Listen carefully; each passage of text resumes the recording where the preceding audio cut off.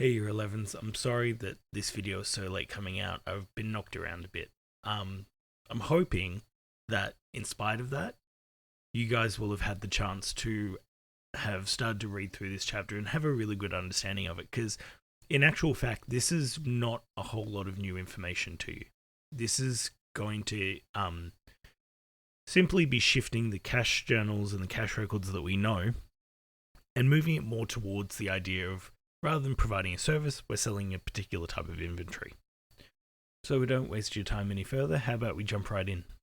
So the first thing that we're going to have to look at is that with trading firms and their cash records, they're going to have some different business documents. So they're going to have a lot more documents in terms of things like purchase invoices, because they're going to need to purchase more inventory to make sure that they're keeping that inventory they can sell. They'll also have sales invoices for when they're making credit sales, which is much more common in trading firms than in service firms. They'll have checks and EFT payments as well, and they'll also have receipts and FPOS. Okay? Now, with the cash journals, there isn't a huge amount of difference from what you already know. We know that with some small businesses, they keep different sorts of individual records, but the best option that businesses can use is a multi-column cash journal. Even though widespread cash use has fallen out of favor, we still consider FPOS and PayWave and things like that to be EFT payments that are instantaneous, and we should still record them daily.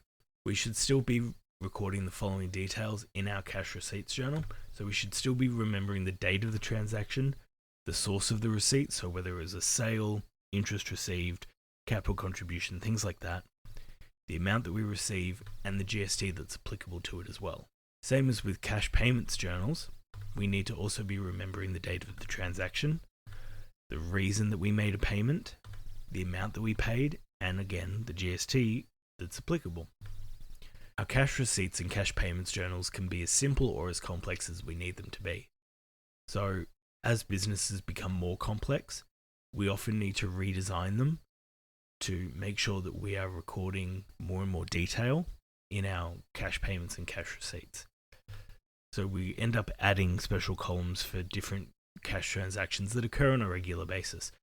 Now, this could be payments for advertising, wages, drawings. It could be purchases of inventory, things like that.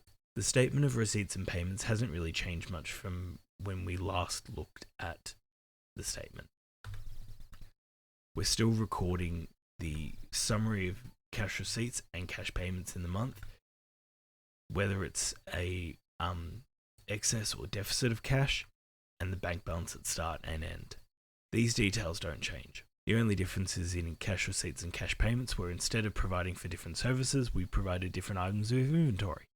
And with a lot more credit sales, that means we'll be making a lot of cash payments to accounts receivable and accounts payable. So I'll leave this here, and I'll leave you guys with the questions that need to be done and the wrap up.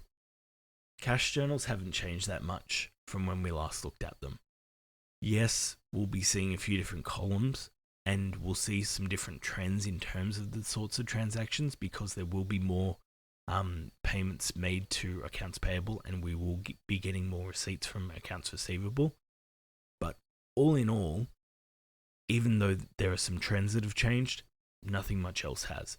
We're still using the same formatting, just some different headings. Rather than services, we've got different types of inventory, and I think you guys will do just fine.